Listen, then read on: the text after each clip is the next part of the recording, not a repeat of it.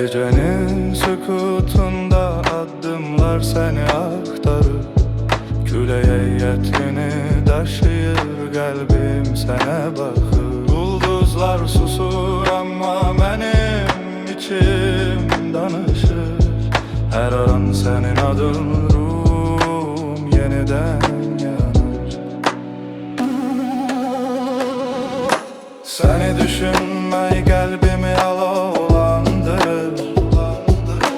Her nefesim seni çağırır, her an yanır. Gel bu gecede birlikte uçak. Seninle dünya benim için sonsuz ve parlak.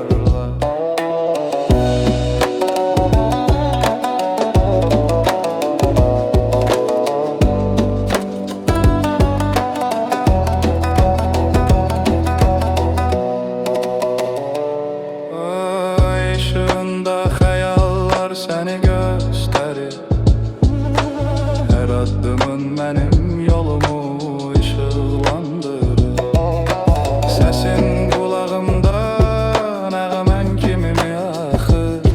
Seninle her an hayat daha derin, daha parlardır. Seni düşünmek kalbimi alovlandırır. Her nefesim seni çağırır, her an yanır. Gel bu gecede birlikte uçak.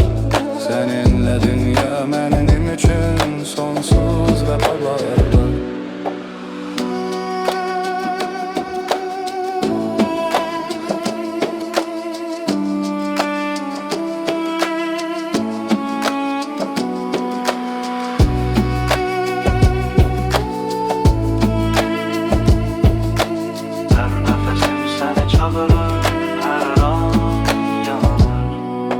Gel bu gecede birlikte uçak.